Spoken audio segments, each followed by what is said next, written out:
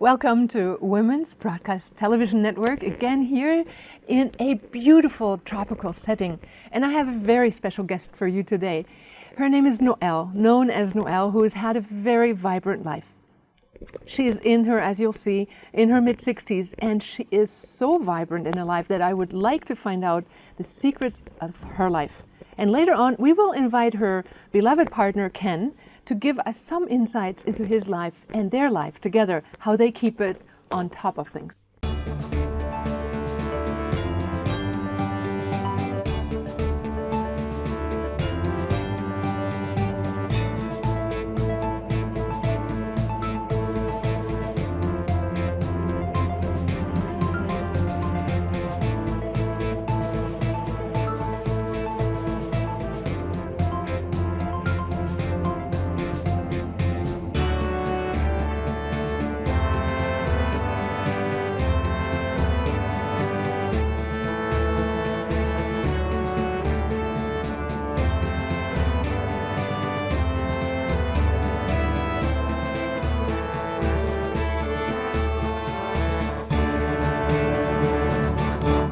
I'm going to ask Noelle how she got started and what it takes to live your dream and come out ahead without starting with $1 million. So tell me a little bit, you were talking earlier about starting to cut up your own designs with a partner you had found who said, let's join and do some clothing. Well, you know, one thing just followed on from another. And, you know, in London in the early 70s, it seems that it was rather easier to do things on a smaller scale. Wasn't as expensive. So, you know, we just went for it. And we worked very hard. Yes, you told me earlier you had a kitchen table and you cut your designs out on the kitchen table. That's right, and then we'd take them round by car and give them to different workers to do and then sell them in the shop. So you just like bootstrapped? Yes, absolutely. So when then you moved on to, I believe you became an artist, you started, what was that story about? Your heartbroken story? And oh yes, well you know, we all have broken hearts, don't we? Well, I'm sure I know that I did. Right. But I was in a terrible state and I didn't know what I was going to do because I had been working with my sweetheart at the time. And my girlfriend said to me, she said, well, why don't you paint T-shirts? And I said, oh, but I can't even draw a straight line. She said, you don't have to draw a straight line, you know, just start off with squiggles and splashes. So I did. I bought T-shirts, I bought paints, and I started with 4 colour stripes. And from there to squiggles, to splashes, and then I bought the book Drawing on the Right Side of the Brain. I love that book. And so I learnt to draw. By Betty Edwards. That's Drawing right. on the Right Side of the Brain. Anybody can do it. If I can do it, anybody can do it. So you started painting 4 stripes on the T-shirt and you sold them. And what was that story? The first customer of Well, yours? the first customer bought $100 worth. So that was really inspiring. I've always found it very inspiring when people will buy what I create. Right. People often say, where does inspiration come from? Inspiration comes from somebody believing it and putting down their money and saying, thank you, I like that. So that's your, wouldn't you say, what would your inspiration come from? How did you just took a bad situation, took advice and said, yes, you just went into saying, why not? Let's do something. I've always been ready to jump in the deep end. So tell me about that part of you. What does that bring you? Well, it's a little bit nerve-wracking, of course, but, you know, I just feel that more good can come of it than otherwise. And I've noticed that if I'm living a good life in that I'm being kind to people, I'm being honest, you know, if I'm doing those right things, I'm not being lazy, then even when things are appearing very difficult or whatever they are, that life always just works out. Things have so often just fallen in at the last minute. And things just arrive at the last minute. It's magical. Do you have a little tete-a-tete, a little talk with the universe to like say, excuse me, I need this now? I don't. I really don't. I just have a belief that things will work out. There you go. And I think that if I put in the effort Yeah. and living the right way, then things will work out. And I've been in some very, very tight situations over the years, but it's always worked out, and here we are, you know. And tell me, you're having this amazing jewelry now. You didn't start out with big, gorgeous jewelry like that, but I think this is even affordable. You know, the thing is that I only make what I want to wear, because then I've got 100% taste test. And so I do then allow other people to acquire it. And as long as I'm selling enough here and there to keep my habit of playing in the jewelry box, to keep that going, and only making what I'm passionate about, then, you know, I'm winning. So let me ask you, it sounds to me like one of the things you do is following your nose, is like being passionate. Is there a sentence, is there a message you can convey that you have gleaned out of your life? What really works to make life extraordinary and make life creative and living according to your innermost drive? What is maybe a message that you could pass?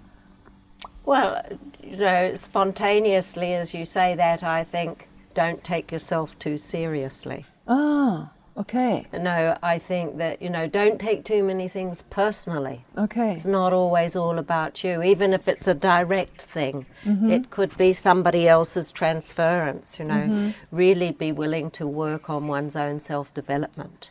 You know, that's really, really important. And also to understand that our emotions come from our beliefs. This is what, this is my understanding. Underscored. So, you know, if you can change your belief about something, you can change the way you look at it, the way you feel about it, the way you react to it. How do you change your belief?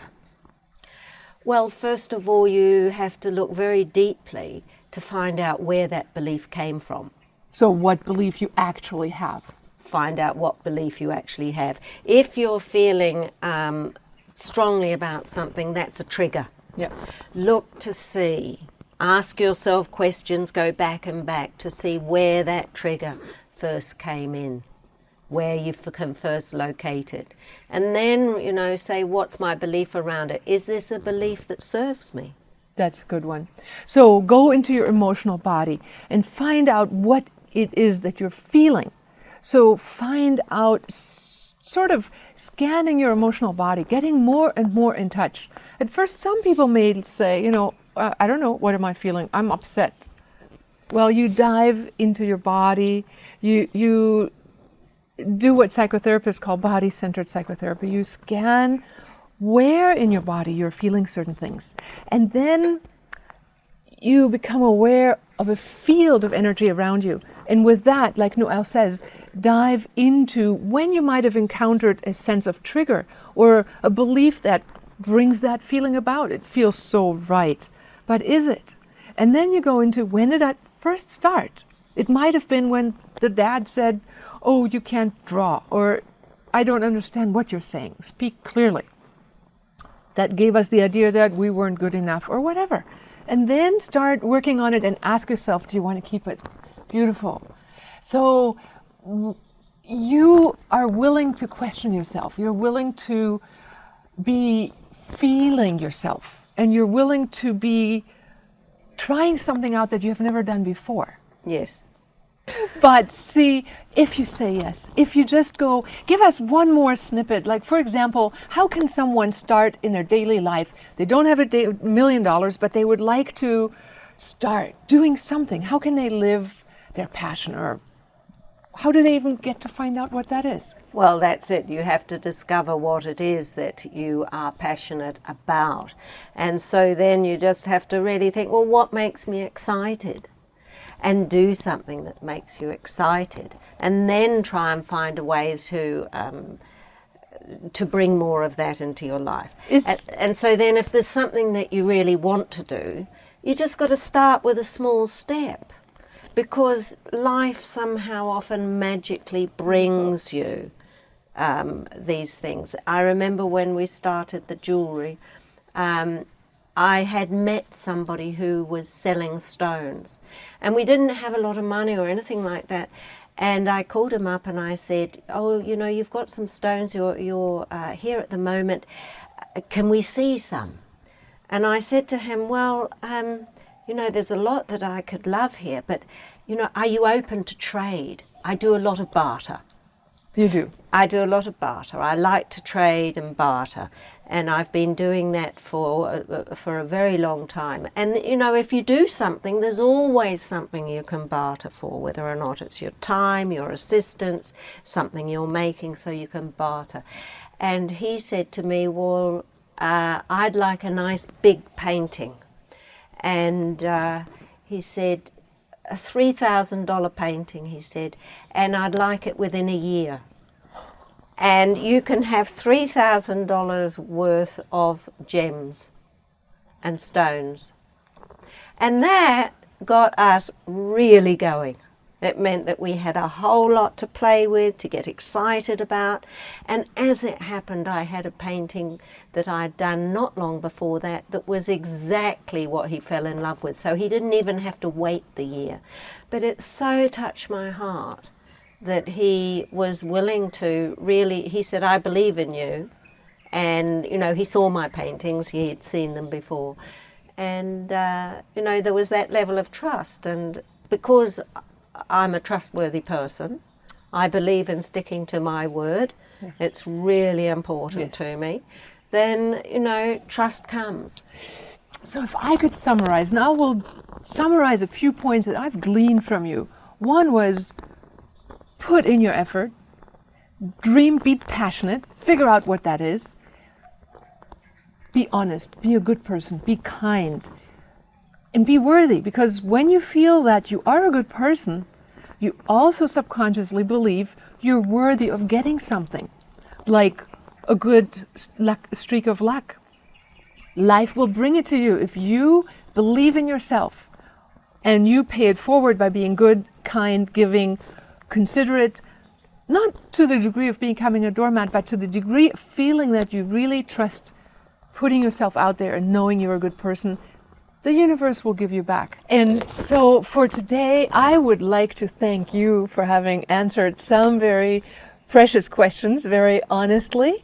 And I would like to ask Ken to answer some more questions about how you keep your relationship so alive and young. Oh, well, that'll be interesting to hear. You'll be listening in. All right. Thank you, Noelle. Thank you, darling. I love you. Love you too. Bye-bye. Do you want to improve your health, become fit, and reduce your stress levels? Then do what athletes have done successfully for the past 25 years. Work from the inside out with the power of your mind. The Living from Vision online course teaches you how to work from the inside out with the power of visualization. With a downloadable interactive app, you will be guided every morning and evening to help you cross the finish line to your goals. People from all walks of life and all across the world have turned their lives around for the better. Utilizing the power of visualization and pre-experiencing success, people have proven that their lives can be changed dramatically, utilizing the power of their mind. This is the secret key which athletes have used across the globe. It's called internal perspective imagery. Traditional techniques, however, focus on the external form of stress management and goal achievement. You too can find success by joining the thousands of people across the globe by increasing your wellness through the power of your mind. Work from the inside out and download your free ebook today and begin to discover the big secret. And visit us also on our website, livingfromvision.com.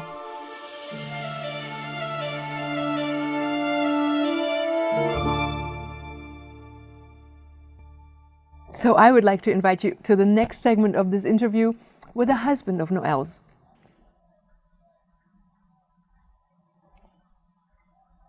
Wonderful. Ken, thank you so much for joining me here in your beautiful home in the tropics. And I had the amazing honor to have your wife for the interview, Noelle. Mm-hmm. Good. So I'm going to ask you now what you think about the feminine the masculine energy, the meeting and merging of the two, and what it takes from a man to satisfy a woman. Okay. The thing that I like about feminine energy are the polarities. I like a woman who's very confident and aggressive and outgoing, but who has a very fragile and delicate interior. I like that polarity. Okay. And I think I also haven't got a great deal of investment in masculine energy as I grew up knowing it, growing up in America, because it didn't seem to be anything but a facade. So I don't try to be masculine or feminine, I just be myself, and that seems to have appeal. It's important for me in the attraction to have someone who's sane and someone who's crazy. Noelle's sane and I'm crazy. Oh. And we balance each other in different ways. You sound rather sane, so which part of you is crazy? I mean that I'm not grounded very well in being human, and I have a lot of hallucinations and visions and things like that. Like an artist? Yeah. So, as a matter of fact, you were an art director. For 10 years you worked as an art director running an art school. Yeah, for a long, long time. And I liked to live in that school because I wasn't part of a country. This was in New Zealand, but I didn't live in New Zealand. I lived in an art school. So you still live all over the world. Just to repeat to the viewers, Noelle and Ken travel the world, and that's why we love each other in our friendship, is because they live in a church in Wales. They live in the desert in Arizona. They live in Bali in the most tropical environments in various houses.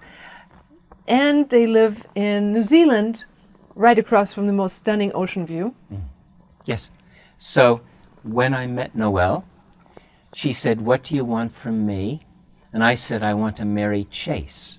She said, "Oh, I can do that." A married Chase. Marry Chase. Okay. It's an English thing, which means that the female flutters her feathers and runs away, but not too fast, and the male pursues, but not too quickly. It's a dance. It's a chase. Okay. That is a very good secret, because that's what I feel my husband and I do, and we've been married since, oh my God, over 33 years now. Mm-hmm. And for some reason, I have a similar combination. I'm strong, but with him, I'm feminine. With him, I can show that very deep, soft side. I'm a strong female. I get a lot of stuff done. But for some reason, with Don, he maintains that sense of being able to be the rock, the solid strength. And I can ever so cutely run away, not too far, and have him still chase me. So we have that in common. I love that.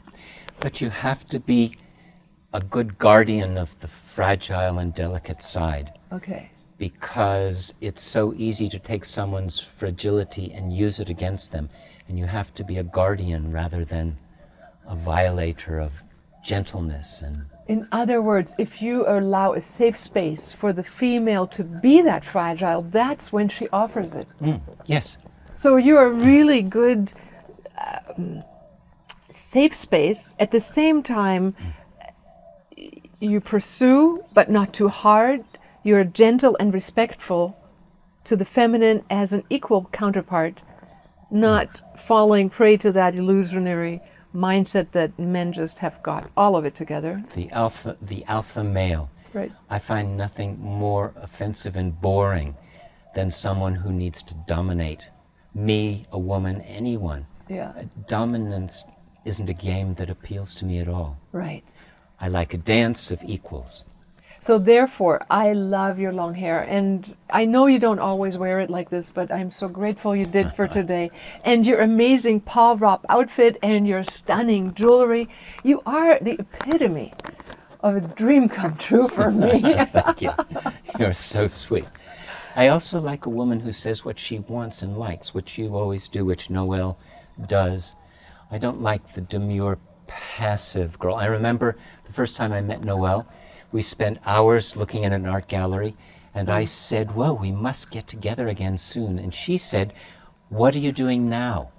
And I thought, that's a girl I like. That's girl. So cool. So you also knew your taste. You knew that you like a woman who has strength, but you kind of can guess or provide the safe haven in which the fragility, or as you call it, or the sensitivity can come out, so that it can reveal itself. Yeah. Right? So how about your personal, private? Private life. Well, I mean, I don't want to ask the obvious question. How do Sure you you do do. in that department? Well, I want to give an inspiration, and I do know some of the answers, honestly. It's just, I would really love to have some of it on camera. I enjoy being the pursuer because I've had many women or wives who were the aggressor, and that's okay, but to be the pursuer, to be the seducer, to be the person who puts up the music and the incense and the perfume and sets the stage, I find that very appealing. And you still do that? Yeah. You really do that? Well, we have a lot of friends who are teachers of Tantra, and the only thing I can draw from that is the need for ritual. The idea is to switch into a different reality. Okay. To shift. And how do you get a shift? Well, you get it with ritual and scent and music and ambiance and a little bit of dancing. You set up a stage. Yeah. In which then automatically the subconscious falls into going, oh, I know what this means, and it helps you bring about that sensation. Yeah. And it's very unpredictable because it's like every peak moment in life. It doesn't always happen. It doesn't always come. And when it does, it's A surprise. memorable. Yes. So if it was always the same, it wouldn't be attractive. Okay, It's so got to the be ritual, different. which by definition is pretty much doing the same thing, is not exactly what you mean. You mean more like take a special time out to set up the stage. Yeah. And to try to, it's like when I meditate, I set up the stage and and some days it just, boo, and other days it's, that's the joy of a relationship with a woman for me. It's always different, and there's always this, it's like climbing a high mountain. Some days you get to the top, and some days you just sit halfway and you look around and you say, ooh, that was enough. Yeah, very beautiful. So I would like to ask Ken a very particular question. We want to have a partner or a friend who really meets us. Because it's in the meeting and really feeling seen that something magical happens, whether it's in lovemaking or in a conversation with a friend. So I'm going to ask Ken now, how do you create that sense of meeting and merging to where out of that genesis of energy, a new something evolves that is the refreshing new? How do you, in a nutshell, create intimacy? My experience is that parallel to everyday reality, which Noelle and I share all the time, we work together and we, look after children and do the things of life. But I think there are slightly parallel realities. And the way that I met Noelle was to practice shifting into a slightly parallel reality, because there are so many women in this world. How do you find the one you want, or a good one? Well, in that parallel reality, there aren't many women, because it takes something to shift there. And so it was in that slightly shifted reality that I met her. And of course, she dresses for that reality. Oh. She dresses in beauty. She walks in beauty. And when I met her, I just knew right away. I didn't even see her. She just walked past me and I felt like a wind. So are you saying that instead of just assuming that we are meeting body to body, that we are actually something greater than that meets? We're many.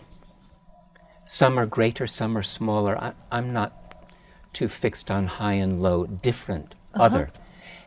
But she knows how to get there, and I know how to get there. Okay. And I remember, being asked by the daughter, when she was young, what's lovemaking? And the answer Noelle gave was, well, it's a shift to another reality, and that's what it is. And that's the place where intimacy happens. And once you're there, then you're in a mythic reality. And everything falls away, and you become really light and energy. And sometimes we'll do this to each other to kind of get it out of all the head happening into the energy field together. So everything drops away, and it becomes just this incredible crackling energy of two people circulating. So making love or being intimate or being a good friend has to do with shifting to the larger part of ourselves, which is energy, and meeting each other in that larger field. What a beautiful answer. Thank you. Thank you so much, Ken. Now, I would like to ask Ken $1 million question. Ken, if you had $1 million or were given $1 million or somehow had it available now, what would you do this year?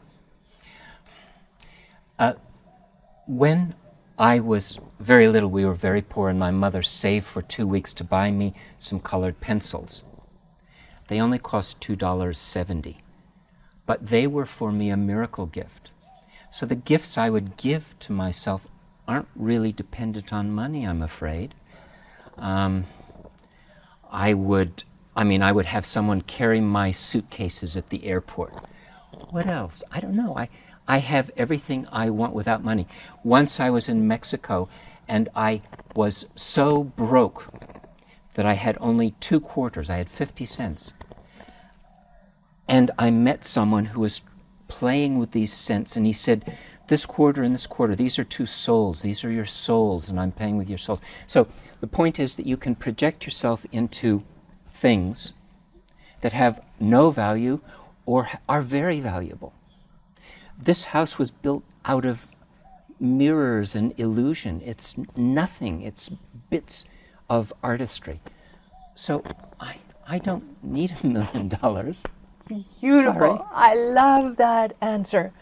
So the essence is you are who you are and happy as you are, and that's what really matters. Now, of course, we can increase our happiness and really live our passion, live what really matters to us, and do little steps every single day until we can say, you know, $1 million or not, I am happy. I'm already doing what I want to do. My question to you is, what would that be for you? Thank you so much, Ken, for having been here and shared with me your wisdom. I know this wisdom has been really touching a lot of women's lives and maybe inspiring you. Whether you're young or old, I hope that you can take some of this into your next step. And thank you very much for joining me, and join me again in the next episode with Women's Broadcast Television Network with Quantum Living with Ilona Live.